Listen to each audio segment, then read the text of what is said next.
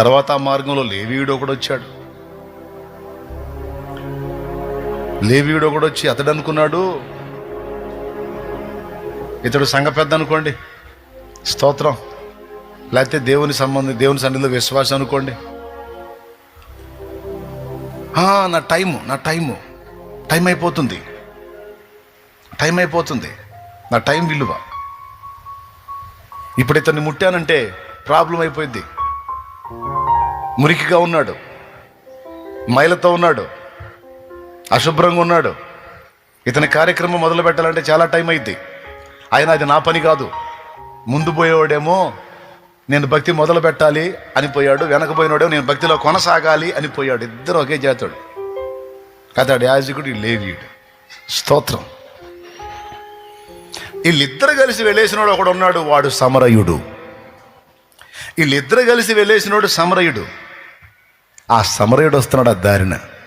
వీళ్ళకున్నట్టు అతనికి పనులున్నాయి. చూశాడు. వాడిని చూసి తను ఎక్కిన పశువు మీద నుంచి దిగి పరుగును వాని దగ్గరకు వచ్చి వాని పరిస్థితి చూసి ముందు కాసిని నీళ్లు దాపి అన్ని పైకెత్తుకొని ఆడి గాయాలు కట్టి నూనె ద్రాక్షరసం పోసి ఆ గాయాలను కట్లు కట్టేసి తన దగ్గర ఉన్న వస్త్రాలు వాడి మీద కప్పేసి తన పశువు మీద అతన్ని ఎక్కించి తీసుకెళ్తున్నాడు. ఎంత పని చేశాడో చూడండి. మళ్ళీ సమరయుడు, అంటరానోడు,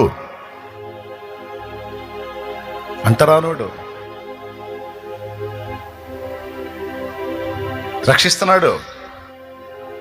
గాయపరచబడిన జీవితాలని బాగు చేస్తున్నాడు.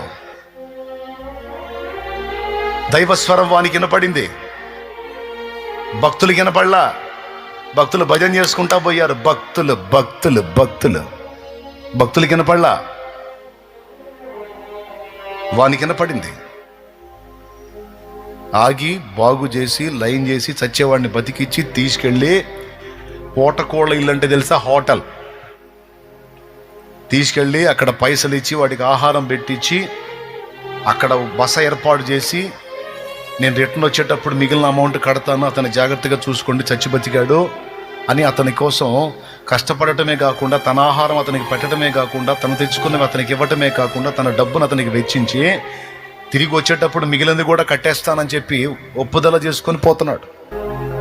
ఎవరి దగ్గర ఉందండి కనికరం?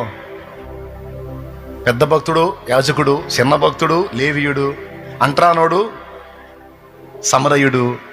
మరి దేవుడు మెచ్చే